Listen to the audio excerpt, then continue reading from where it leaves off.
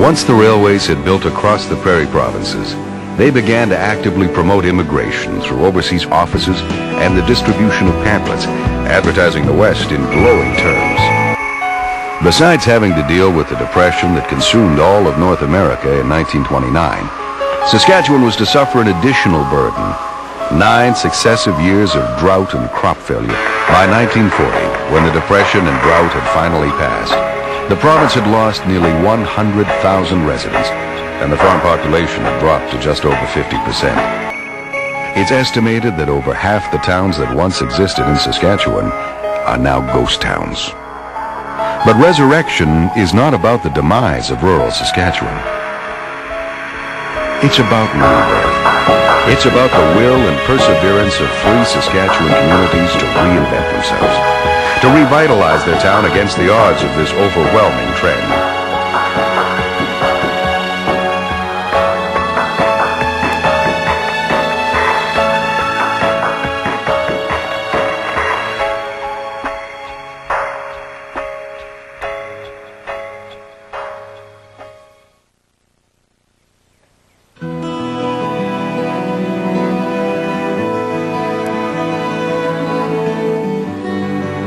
Well, this area was surveyed in 1905 by the government, and the first settlers came in late fall and took up their homestead. The first settlers arrived in the Ogema area in 1908, and 4 years later it officially became a town with a population of over 500 citizens. The pioneers chose the name Omega for their new home, which is the Greek word for end. Since at that time the settlement was the end of the rail line, it seemed an appropriate name. But when they went to register, they were told that another town already had the name. The settlers then changed the name to Ogema. About 1910, there was a few businesses moved here. They were actually tents in the beginning, and then in 1911 the railway came through in July of 12th, and that's when the building boom started. During the early settlement of Saskatchewan, all thriving communities like Ogema were under a constant threat.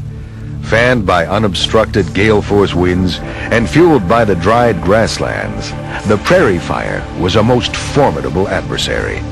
Its size and swiftness made it almost impossible to defend against. Ogema stood its ground against 3 fires prior to 1915. There were 3 fires in this town, 2 on one side of the main street and 1 on the other. And the town citizens decided the government should maybe help them building these firewalls, because there were several towns that had them, but they didn't have any faith in them, said they'd never stand up. They lost a lot of them, both sides of Main Street, and the printing press was one of them, and I know the Chinese cafe and the ice cream parlor, just different stores that were lost and never have come back, of course. A few years ago they declared this firewall a heritage site, same as the BA station across the street, and this plaque was put up. Ogema Firewall, 1915. In January 1915, the fire destroyed the east side of Ogema's Main Street. Although firewalls were uncommon and costly, the security they provided prompted the council to let tenders for a firewall and a firewall. Robert Leckie, Regina, and Arthur Townsend, Milestone, were the contractors. The wall is 28 feet high, 16 inches wide, and 70 feet long. Both projects cost $4,325. Villagers could not raise debentures as government was certain the firewall would not last 5 years. 90 years later, it's still standing. It was this kind of community attitude that would also get Ogema through the great drought and depression of the 1930s. But would it be enough to overcome the trend of the small-town demise and the urbanization movement of the 80s? Well, the decline started in this community mid to late 80s. We've seen the healthcare drop. We've seen our school that boasted almost 300 kids in the 70s drop to just a little over 100 in the 80s. The closing of our rail line, the threat of the abandonment of the rail line, the elevators were closing, and our population was dropping drastically, and a lot of people just felt we needed to do something and we needed to react quickly. Well, in the mid-90s, when we were going to lose health care, that was a big issue, and I think the community kind of dug in, decided they needed to work with the neighboring community to make things happen and save the health care. That was probably the real start of it. So we took a different route and said, okay, what kind of options do we have? What's necessary? What can we do? And we come up with a plan to develop a private, community-owned, non-profit corporation personal care home, the first in Saskatchewan, I might add. And all the RMs and towns in the immediate area took ownership of that. It's a Deep South community now. It's not just the Ogema community. It's all of us working together, and that's what we need to be doing.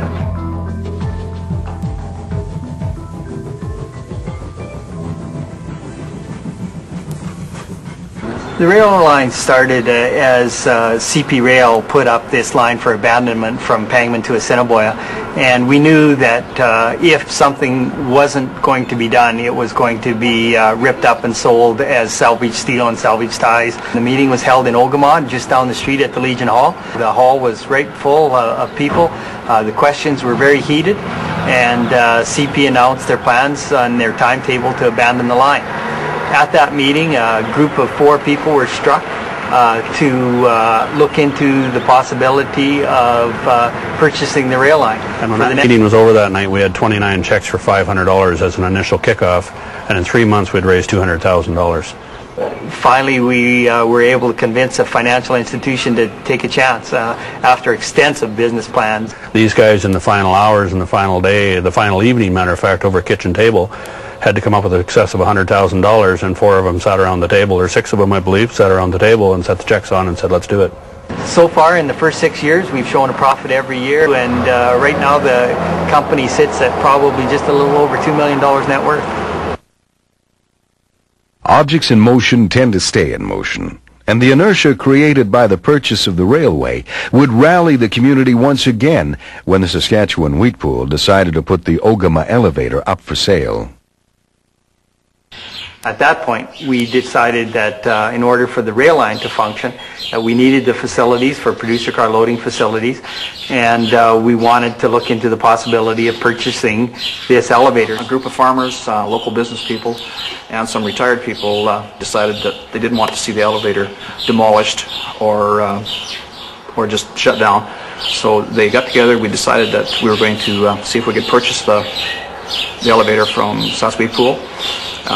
They had a determined price that they had set. It was up to us either to equal that price or else see it demolished. But in very short order, I would think in a week or 2 weeks, we had $150,000 or very close to that put together in order to purchase the elevator. So the funds came in short order, and people were very serious not to let this facility be taken down. The elevator is a landmark, and you know, it's always been a part of Ogema, and they hate to see it disappear. So we were told by a financial institution in Regina that we're going against the wave of the future, and our remark was that we are the wave of the future, and the future hasn't caught up to us yet. And so that's our attitude, and we're going to stick with it. One of the more immediate challenges Ogema faced in the midst of its revitalization program was accommodation. The town's only hotel had closed years ago, and with more and more visitors coming to Ogema, the community now had to address the pressing need for accommodations. Well, when we did our strategic plan 2 years ago, we decided that one of our biggest problems we have in the community is we didn't have enough beds to fit the people we bring in, and if we go to all the work to create jobs and create the atmosphere in the community for people to come here, you need a place for them to stay, short term at least. There's a group of individuals decided to look around and see what our options were, and we found this facility close by, and the guys got together and pursued it. I think it's probably fairly unique in a town this size, but with all the construction and some of the events that we've happened and carry on here throughout the year, we need extra rooms, and this facility fit the bill. It was a reasonable cost, and it's going to do what we need it to do. Our only claim to fame we have is we've got to keep on rocking. We've got to keep things happening, keep moving, keep developing, keep growing. And we've learned finally that you need to plan ahead, and this is why we started the motel and other projects we have, and we found that one feeds on the other. So we need to, we've always got something in the works. We're always trying to move ahead and stay focused. Ogema was now on a roll. A renewal of community spirit revitalized the town. If there was a service that members of the community wanted, they either built it or went out and got it. It was in January of last year that we decided that the Saskatchewan people needed to get in motion more, so we decided to get a group of people together and get donations from the community for all the different types of gym equipment and bring it all together into this building. It's an old building that wasn't being used. People are feeling great about having a place to work out in town. We have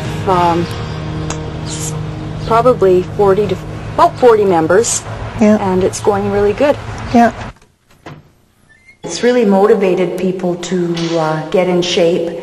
I know I come in the morning at 7 and I am energized for the rest of the day. And it's really great to see that we have so many members using the equipment. We have a keyless entry so people can come whenever they want at whatever time. It doesn't seem to matter what project we're doing, there's always community support in one form or another, and that's what's really nice about Ogema. It's only around 300 people, but it isn't just one or two people or just one or two groups even that are doing all these different things.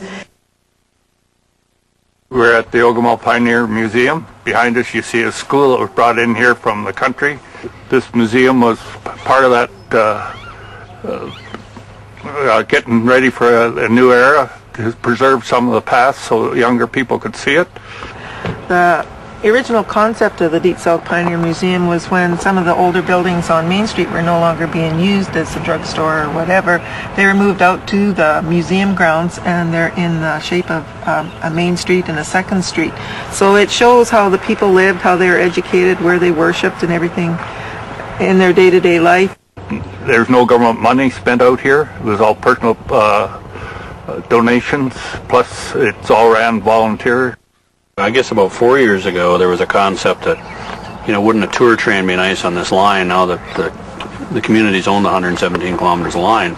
Wouldn't it be nice to have a train tour on it? And our community decided there was a concept about train station, steam engine, the whole 9 yards, and once a thought process and a little brainstorming went around, we decided to start looking for a train station. It was easy to start restoring it. We just replaced the boards that needed it and painted it, and we've taken out all the inside. Now we're back at ground zero, and we're going to start restoring it. The new upstairs floor has been put in, and we're hoping to get most of it done by homecoming time. Now that Redcoat Road and Rail owns the track and all the land adjacent to it, it was very easy to move it back because we were just happy to donate the land to the station group that was handling it. So it really worked out well, and that's how community groups fit together. When things are done within a community, you can work together and you can jump what may seem like loopholes to other people just aren't significant in this town because we own it. With 117 kilometers of line, multi-communities involved in the elevators and the commercial part of it. In the tourism now, we're looking at dealing with as far away as Shaunavon, Assiniboia, Gravelburg, because they have bought their line as well. So we feel a tour train could benefit us both, as well as possibly move some rail cars down the line for grain. So it goes on and on and on. It's endless what the opportunities are. Most of the things that Ogema does is to determine that they're going to be here in the future and that they're going to decide their own destiny. Yeah, I agree. And, at first we started a lot of these projects not knowing where we're going to end up. But in the last 5 years we've created 90 jobs, which is phenomenal for this size of area.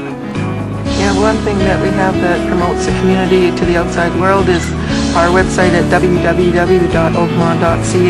It features the business people, all the businesses that are located here and in the community, but also shows all the things that we're doing, as well as the train station and the museum and just everything that we have here and how the way of life is here and everything. The website leads us into an issue that we've been lobbying on for the last 3 years, and that's been the high-speed internet issue. We haven't had it here, and we just feel that the opportunities are endless with the new technology that's available now. You don't need to be in the city or bigger centers to do business in today's environment. It's cheaper land, cheaper buildings, cheaper taxes in this part of the country, and the high-speed internet would lead us into a very growth-orientated economy here with high speed. So we figure it's a real necessity. That's something we need to work on.